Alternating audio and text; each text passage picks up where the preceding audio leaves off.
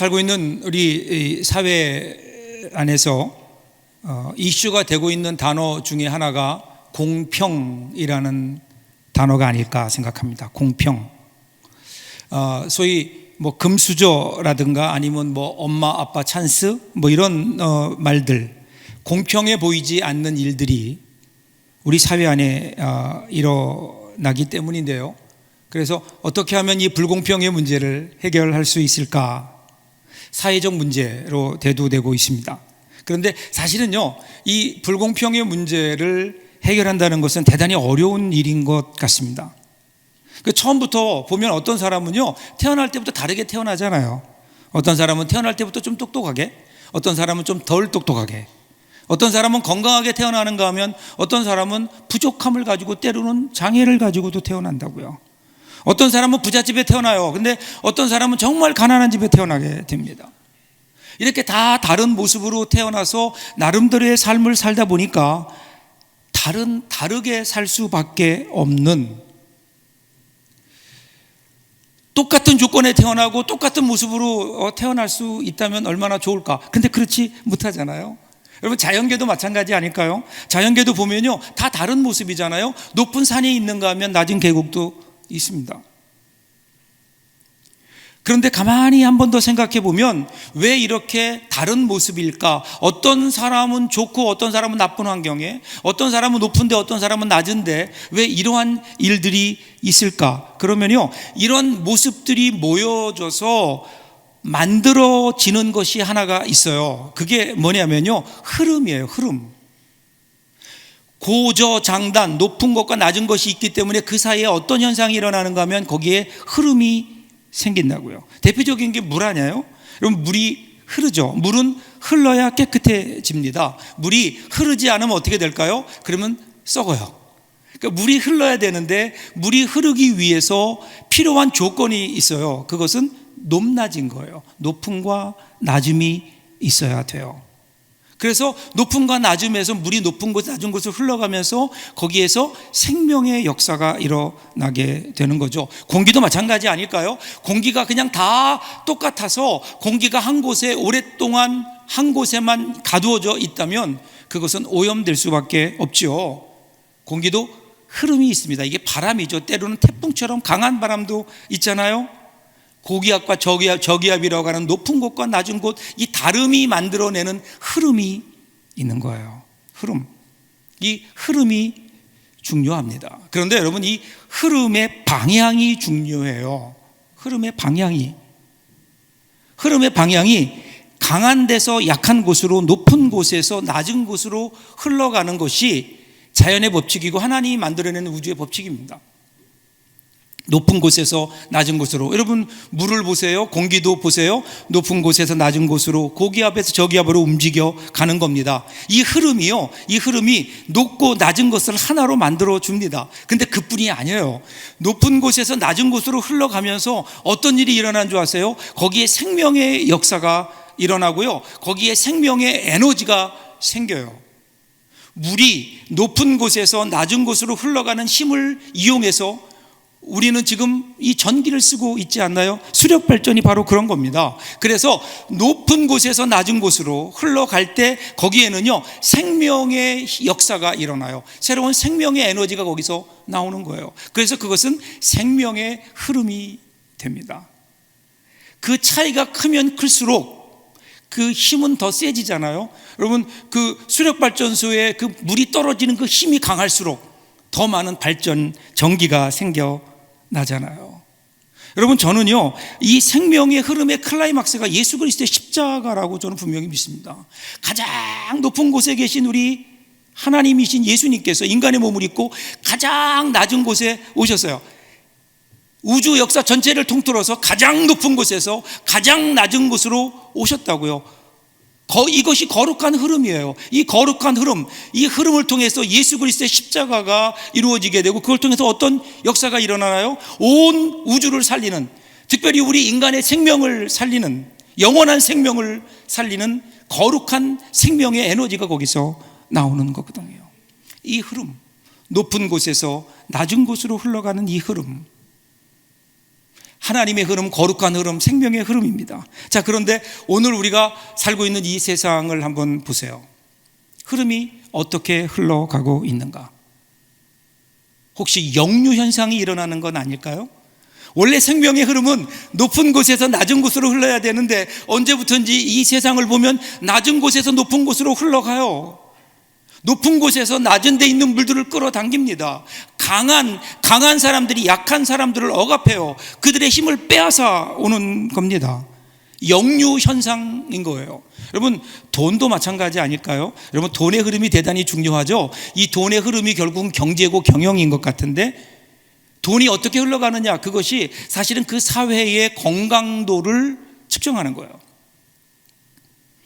돈이 가진 사람에게서 덜 가진 사람에게로 흘러가는, 부자에게서 가난한 사람으로 자연스럽게 그 돈의 흐름이 이어질 때 그 사회는 건강한 거예요. 그 사회는 그래도 평등한 거예요. 그래도 살만한 사회인 거예요. 그런데 만일에 여러분 역행되어서 돈의 흐름이 가난한 사람에게서 부자에게로 그 돈이 흘러가기 시작한다면 그 사회는 결코 건강하지 못합니다. 거기에는 엄청난 문제가 그 안에 숨어 있는 거죠. 죽음의 흐름입니다. 자, 문제는 오늘 우리가 아닐까요? 저와 여러분은 어떻습니까? 여러분의 삶의 흐름은, 여러분의 인생은 어느 곳을 향해 흘러가고 있습니까? 여러분이 쓰는 돈은, 여러분의 삶은 과연 어디를 향해 흘러가고 있는가? 건강하게 흐르고 있는가? 이런 질문을 가지고 오늘 본문을 보시면, 오늘 본문이요, 비유의 말씀이에요. 유명한 불의한 청지기의 비유입니다. 불의한 청지기의 비유. 이 불의한 청지기의 비유, 굉장히 내용이 쉽진 않아요. 쉽지 않은 내용을 담고 있는데, 그런데 이 쉽지 않은 내용을 좀 쉽게 보려면 문학적인 구조를 좀 봐야 되는데요. 1절부터 13절까지 내용이 나오는데 그 중심에 8절이 있습니다. 그리고 8절을 반으로 나누어서 상반절과 하반절로 나누어서 이 1절부터 8절 상반절까지가 비유예요. 이따 다시 설명드릴게요. 비유고 8장 하반절부터 13절까지가 그 비유의 해석입니다. 이것을 좀 분리해서 봐야 될 필요가 있어요. 먼저 비유를 좀 보겠습니다. 자, 1절부터 보세요. 또한 제자들에게 이르시되 어떤 부자에게 청지기가 있는데 그가 주인의 소유를 낭비한다는 말이 그 주인에게 들린지라. 자, 어떤 부자가 있어요. 이 부자가 그 당시에 유대사에는 흔히 있었던 큰 땅을 소유한 지주 혹은 많은 재산을 가진 사람이었어요. 재산이 있다 보니까 자기가 관리하지 않고 유능한 청지기를 고용해요. 그 사람에게 맡기고 이 지주는 다른 데가 있어요. 그래서 이것을 부재자 지주 그렇게 얘기합니다. 그러니까 지금 현재 주인은 눈에 보이지 않아요. 그리고 모든 주인이 가지고 있던 재산을 이 청지기가 위임받았어요. 그리고 그걸 관리하는 거예요. 그런데 어느 날 이 주인에게 그 청지기가 자기의 재산을 낭비한다는 소문이 들립니다. 여기 소문이 들린다고 하는 것은 그냥 들어가면서 귀로 들은 것이 아니라 누가 투서를 넣었든지 아니면 정식으로 고발했든지 정식으로 이 이야기가 주인에게 들어온 거예요. 낭비한다. 이 낭비한다라는 이 말은요, 의무를 게을리한다, 자금을 횡령한다 이런 뜻입니다. 그러니까 결국은 지금 어떤 그 소문이 들렸는가 하면요, 이 청지기가 주인이 맡겨놓은 재물을 주인의 뜻과는 다르게 쓰고 있다, 횡령하고 있다, 그런 겁니다. 자, 이 이야기를 들은 주인이 어떻게 하죠? 2절을 보세요. 주인이 그를 불러 이르되 내가 내게 대하여 들은 이 말이 어찌 됨이냐? 내가 보던 일을 세마라. 청지기 직무를 계속하지 못하리라 하니. 그러니까 주인이 그 청지기를 이제 불러서 여러분 공평한 판결을 내려야 되니까 소문이 진짜인지 아닌지를 알아보기 위해서 일단 하는 게 뭐예요? 직무정지 이렇게 되는 거예요. 직무정지. 그리고 그동안 네가 한 일에 대해서 나한테 감사 맡아라 이렇게 된 거예요. 감사받을 준비를 하라고 하는 겁니다. 자, 그러니까 이에 대한 반응을 보세요. 3절입니다. 청지기가 속으로 이르되 주인이 내 직분을 빼앗으니 내가 무엇을 할까? 땅을 파자니 힘이 없고 빌어먹자니 부끄럽구나. 여러분, 이 청지기는 이미 알았어요. 자기가 잘못한 걸 안 거예요, 이제. 그죠? 만약에 자기가 잘못하지 않았더라면 주인을 향해서 나 억울합니다 하면서 소명할 텐데 그렇지 않고 그냥 포기해요. 포기하면서 뭐라 그래요? 속으로 얘기하기를, 야, 이제 내가 직분을 빼앗길 텐데 보나마나 이 감사는 하나마나 내가 잘못한 거니까. 그런데 내가 이제 뭘 먹고 살지? 땅을 파자니 힘이 없고 빌어먹자니 부끄럽다. 이때 청지기가 깨닫는 거예요. 이 청지기의 첫 번째 깨달음이 뭘까요? 아, 맞아, 주인이 있었지라는 거예요. 주인이 있었지. 어쩌면 지금까지요, 이 청지기는 마치 주인이 없는 것처럼 자기가 주인인 것처럼 착각하며 살았는지도 모릅니다. 그러니까 어떻게 내 마음대로 그냥 해봤던 거예요. 주인이 이 재물을 맡기면서 어떻게 운행해 달라고 주인의 뜻을 전했는데 그 주인의 뜻이 아니라 자기의 뜻대로 자기 생각대로 지금 이 재산을 관리해 온 거란 말이에요. 그런데 그제서야 깨닫는 겁니다. 깨달으면서 아, 내가 주인이 아니구나. 그러면서 아, 주인이 나에게 맡겨주었던 이 재산을 맡겨주면서 나에게 말씀하셨던 주인의 의중, 주인의 뜻이 있었지. 여러분, 이것이 소명이고 사명 아닐까요? 그리고 하나님께서 결산할 때가 있다. 그 주인이 결산할 때가 있다는 이 사실을 깨달은 거예요. 오늘 이 불의한 청지기 모습 보면서 오늘 우리도 좀 그런 깨달음이 있기를 바랍니다. 오늘 우리 인생이요, 내가 시작한 거 아니잖아요. 내가 계획해서 내가 이 땅에 이렇게 와서 이렇게 살아야 되겠다 된 거 아니에요. 우리는 어느 날 보니까 이 땅에 와 있는 거고 하나님이 우리를 보내신 거고 우리에게 맡기신 거예요. 주인이 하나님이세요. 우리에게 이러한 재물, 이러한 재능, 이러한 힘, 이러한 어떤 권세 우리에게 맡겨주셨어요. 그리고 주님이 우리에게 원하시는 게 있어요. 뜻이 있다고요. 우리 한평생 살아가면서 우리에게 맡겨주신 그것 가지고 이렇게 살아줬으면 좋겠다라는 주님의 뜻이 있는데 주님의 뜻대로 우리가 살고 있는가? 분명한 거는요, 주인이 어느 날 야, 이제 그만하고 감사받아라, 그럴 날이 온다는 거예요. 결산의 날이 온다. 여러분 기억하세요. 그날이 분명히 옵니다. 자, 이제 이 청지기가 어떻게 됐을까요? 청지기가요, 아, 이제 내 인생 끝났구나라고 생각하다가 가만히 생각을 하는 거예요. 그랬더니 좋은 생각이 떠올라요. 4절부터 보세요. 내가 할 일을 알았도다. 이렇게 하면 직분을 빼앗긴 후에 사람들이 나를 자기 집으로 영접하리라 하고 주인에게 빚진 자를 일일이 불러다가 먼저 온 자에게 이르되 내가 내 주인에게 얼마나 빚졌느냐 말하되 기름 100마리니이다. 이르되 여기 내 증서를 가지고 빨리 앉아 50이라 쓰라 하고 또 다른 이에게 이르되 너는 얼마나 빚졌느냐 이르되 밀 100석이니이다. 그러면 여기 내 증서를 가지고 80이라 쓰라 하는지라. 자, 좋은 생각이 났어요. 근데 그 생각이 뭐예요? 사람들을 부르는 거예요. 빚진 자들을 불러 모으는 거예요.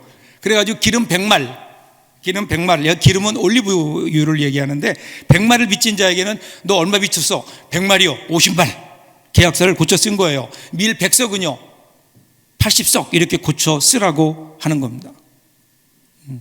여기서 우리들이 좀 의문이 드는 게, 저는 이걸 읽으면서 그랬어요. 이 양 깎으려면 그냥 일괄적으로 50% 할인 이러면 좋을 텐데 왜 기름은 50% 반으로 깎아주는데 근데 밀은 왜 80석일까? 그 당시의 문화를 보면요,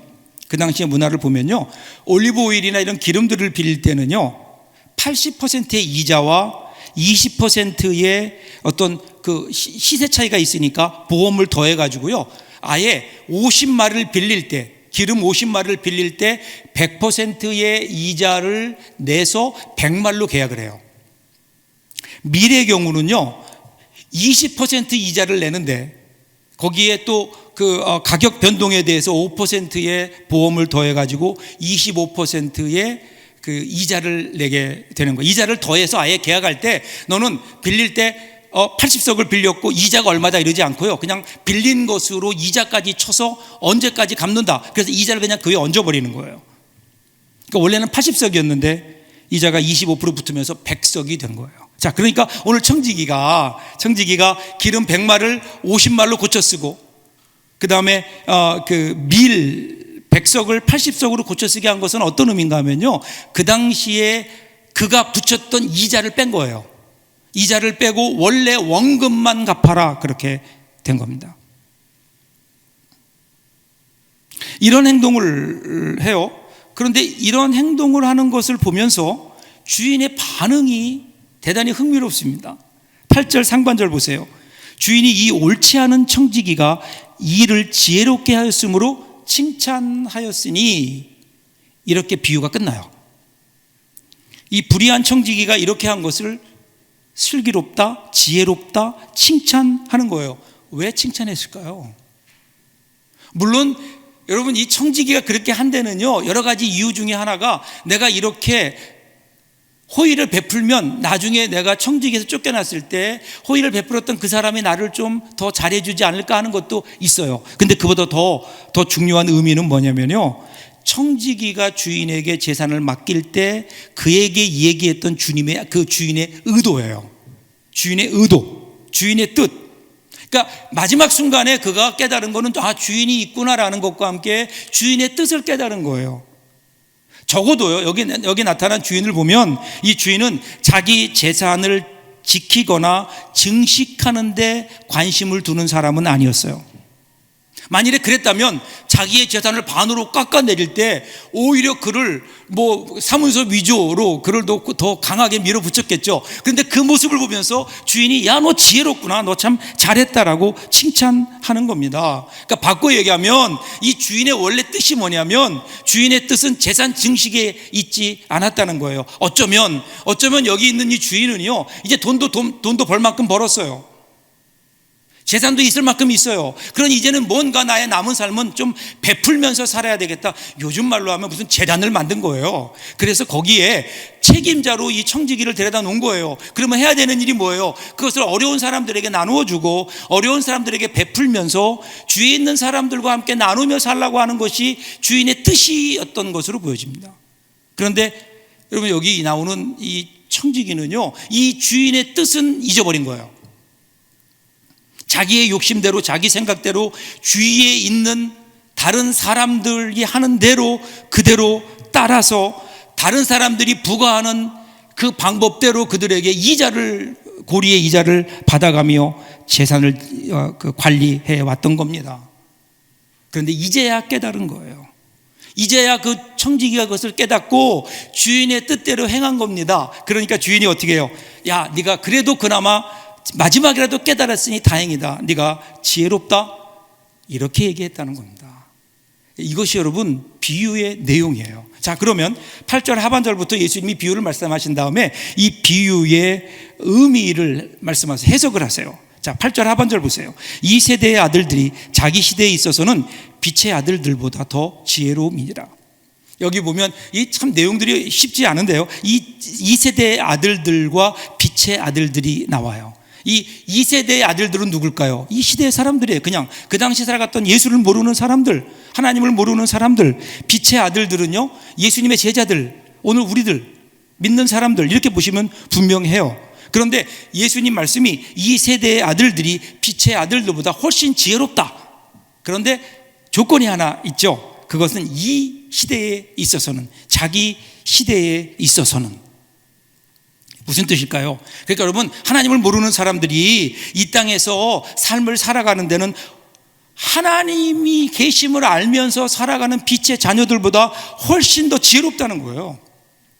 이 세상을만 놓고 보면, 만일에 이 세상뿐이라면, 이 세상이 끝이라면, 이것이 다라면, 눈에 보이는 게 전부라면, 그러면 여러분, 세상 사는 사람들이 훨씬 더 지혜롭지 않나요?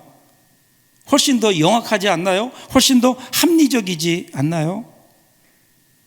그런데 여러분, 이 신자는, 이 빛의 아들들은, 빛의 자녀들은 다르잖아요. 이 세상이 다가 아님을 알잖아요. 이 세상이 전부가 아님을 알잖아요. 하나님의 나라가 있는 걸 알잖아요. 하나님의 세대가 있다는 것을 알고 있잖아요.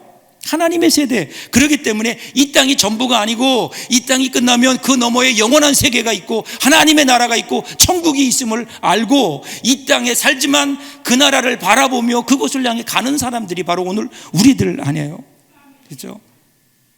그런 의미에서 예수님께서, 그러니 빛의 자녀들은 어떻게 살아야 된다고요? 9절을 보세요. 내가 너에게 말하노니 불의의 재물로 친구를 사귀라. 그리하면 그 재물이 없어질 때에 그들이 너희를 영조할 처소로 영접하리라. 여기 보면요, 불의의 제물로 친구를 사귀어라, 이 말이 나와요. 근데 이 말을 언뜻 들으면 우리가 어떤 생각이 드는가 하면요, 마치 우리나라 속담 중에 개같이 벌어서 정승같이 써라, 뭐 그런 말처럼 들려요. 그러니까 뭐 어떻게든 돈만 벌어서 좋은 데 쓰면 된다, 그런 뜻이 아닙니다. 오늘 성경을 이 원문의 구조를 좀 보면 조금 다른데요, 조금 복잡하지만 제가 설명을 좀 드릴게요. 이 문장에는 전치사가 두 개가 쓰여요. 하나는 안에서 밖으로라는 말을 가진 에크라는 말이 있는데, 이 말이 재물 앞에 쓰여요. 그러니까 재물 밖에서 안으로, 그런 뜻이에요. 안에서 밖으로, 재물 안에서 밖으로, 이런 뜻이고요. 또 하나 밖에서 안으로라는 의미가 있는 에이스라는 전치사가 있는데, 이 말은 처소 앞에 쓰이는 거예요. 영원한 처소. 그러니까 쉽게 얘기하면 이런 거예요. 자, 너희들 불의한 재물에서 나와라, 이런 뜻이에요. 첫 번째가. 그 다음에는 영원한 처소 안으로 들어가라, 그리고 그 사이에 친구를 사귀어라, 이런 말이 들어가 있는 거예요. 그러니까 이 말은요, 불의한 재물에서 나와서 친구를 사귀고, 그러면 그 친구들이 어떻게 한다고요? 그 친구들이 영원한 집으로 너를 영접해 줄 거다, 그 친구가. 이런 의미인 거예요. 그러니까 지금 예수님은요, 어떤 처세술을 얘기하는 게 아니에요. 하나님 나라에 관하여 얘기하는 거예요. 청지기가 모든 것을 이뤘을 때에 자기를 맞아줄 사람들을 위해서 최선을 다했던 것처럼, 그들을 자기 편으로 만들기 위해서 뭐 위조까지 했던 것처럼 제자들도 마찬가지라는 거예요. 모든 걸 이뤘을 때, 그 제자들이 이 세상을 떠났을 때 그들을 영원한 집으로 인도해 줄 친구, 그 친구 누굴까요? 여러분, 우리가 죽음 이후에 우리를 영원한 집으로 맞아줄 친구 한 분밖에 없어요. 누굴까요? 우리 예수님이신 거예요. 예수님이세요. 이 친구는 무엇보다도 그러기에 예수 그리스도를 말하죠. 예수를 친구로 사귀라는 거예요. 예수님을 친구로 사귀어라. 그러면 어떻게 사귀어요? 예수님을 친구로 사귄다는 게 도대체 어떤 의미입니까? 그것이 10절부터 12절에서 이렇게 설명합니다.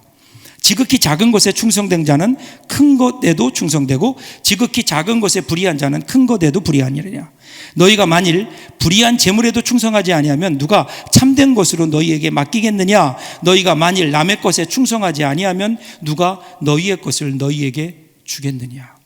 여러분, 예수님을 사랑한다, 예수님을 친구로 사귄다는 것은요, 예수님과의 어떤 교제도 의미하지만 사실은요, 우리의 주인 되시는 그분께서 우리에게 맡겨주신 그 우리의 삶, 그 삶을 주님의 뜻대로 살아내는 것, 그것이 결국은 주님을 친구로 사귀는 것과 마찬가지다는 거예요. 그래서 10절에 보면 지극히 작은 것과 큰 것이 대비되고 있고요, 11절에 보면 불의한 재물과 참된 것이 대비되고 있고요, 12절에 보면 남의 것과 너희의 것이 서로 대조되고 있습니다.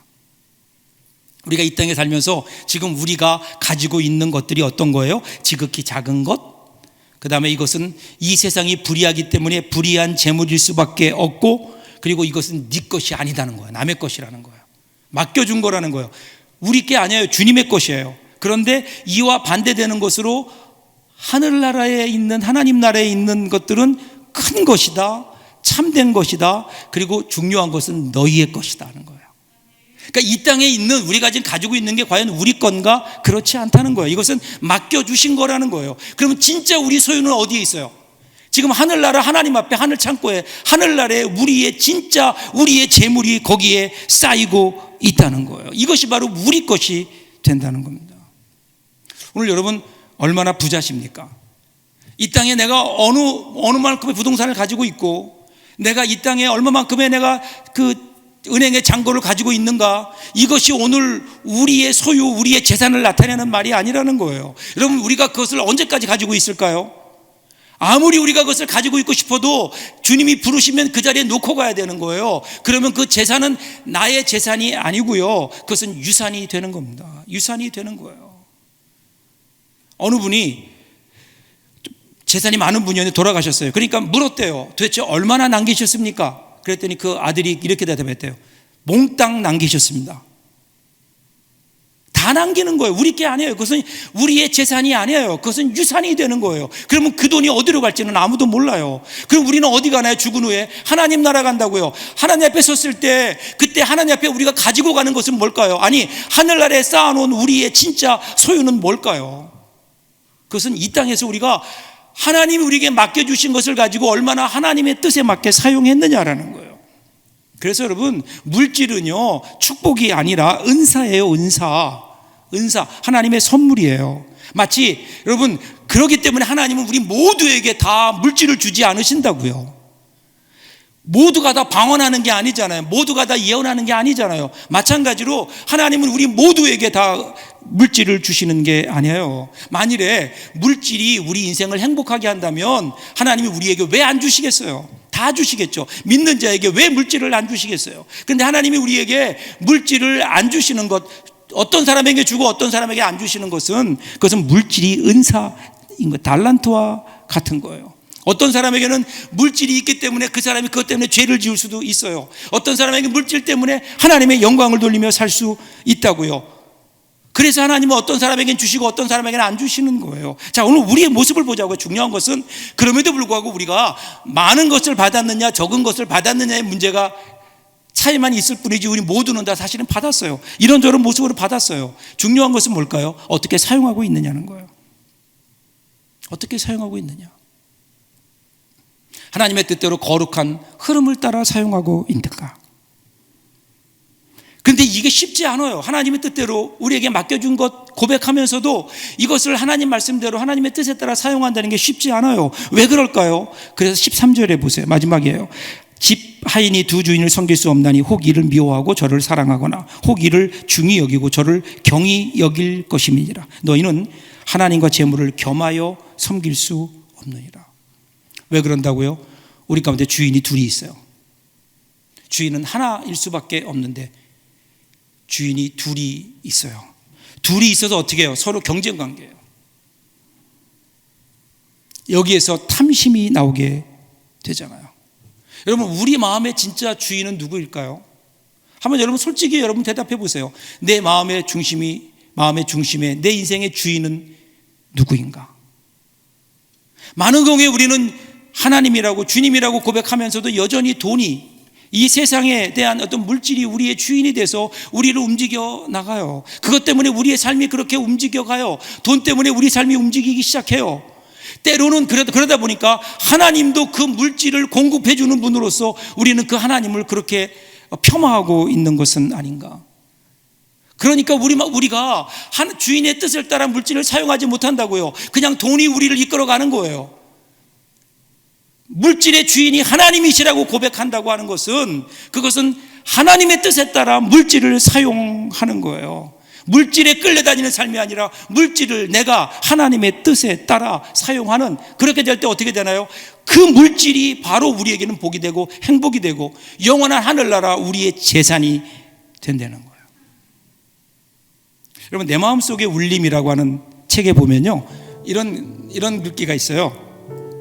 텔레비전이 고물상에 있을 때는 고물, 그런데 백남준에게 있으면 보물.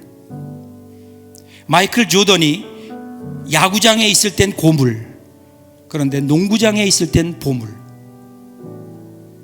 고물과 보물은 위치에 따라 달라진다. 어디에 있느냐, 어디에 있느냐. 여러분의 마음이 어디에 있는가? 여러분의 물질이 어디에 있는가? 여러분의 인생이 어디에 있는가에 따라 여러분의 인생은요, 고물이 될 수도 있고 보물이 될 수도 있어요.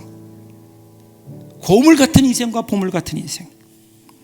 몇 년 전에 다시 신문 인터뷰 기사로 소개되어서 사람들에게 칭찬을 들었던 그 김밥 할머니 이야기 여러분 아세요? 2008년인가요? 그분이 2008년에 남한산성 자락에서 힘들고 어렵게 김밥을 팔아서 돈을 모았어요. 그 모은 돈이 3억쯤 돼요. 이 3억을 어려운 어린 아이들을 위해서 내놓았대요. 그리고 7년이 지난 2015년에 기자들이 찾아와서 인터뷰했을 때 그런 나머지 또 다른 돈 3억을 가지고요, 요양원을 만들어서 어려운 할머니들을 도왔다 그래요.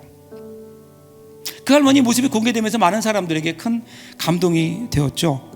기자들이 물어요. 억척스럽게 모은 돈, 그렇게 힘들게 모은 돈을 어쩜 그렇게 쉽게 내놓을 수 있었느냐. 그 물음에 할머니가 이렇게 대답했어요. 돈이 모였을 때 잠시 내가 이렇게 살면 어떡하나, 돈을 좀 쓰고 죽자 그래서 막 썼대요. 친구들 불러서 맛있는 것도 먹고 노래방 가서 열심히 놀기도 하고 여행도 다니고. 그런데 어느 순간 후회가 들더라는 거야. 내가 한평생 이렇게 목숨 걸고 번 돈인데 내가 이렇게 그냥 의미 없이 흥청망청 써버려서야 되겠는가? 귀한 돈이니까 귀하게 써야 되지 않을까? 이런 생각이 들었대요, 이 할머니 마음속에. 그래서 기부하게 됐다.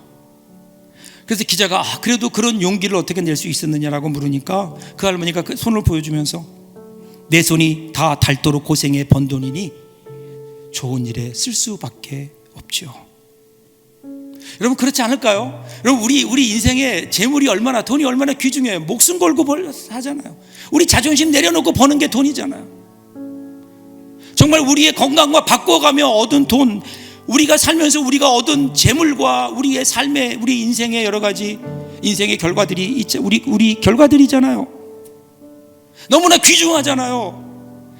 그러니 어떻게 그 귀중한 것을 좀 귀하게 우리들이 사용해야 되지 않을까요? 아무렇게나 흥청망청 쓸 것이 아니라 우리에게 정말 귀하게 의미 있는 일에 이 물질들이 사용되어야죠. 하나님의 뜻을 따라. 여러분, 절대로 오해하지 마세요. 교회에다 헌금해라 그런 뜻 아니에요.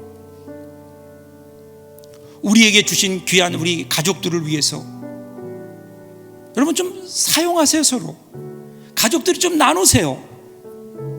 옆에 어려운 이웃들이 있으면 좀 나누세요. 여러 가지 주님께서 우리에게 원하시는 자리가 있으면 높은 곳에서 낮은 곳으로 가진 사람들이 없는 사람들을 돕는 것이 하나님의 뜻이라 그랬잖아요. 하나님의 거룩한 흐름이라고 했잖아요. 이 세상 사람들은 절대로 움직이지 않을 거예요. 우리 그리스도인이 움직이지 않으면 누가 움직이겠냐고요.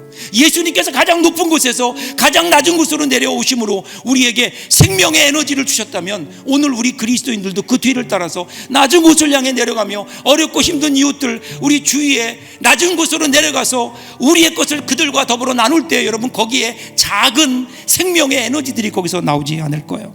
그리고요 하늘나라에는요, 여러분이 그렇게 쓴 것들이 여러분의 이름으로 쌓여지고 있어요.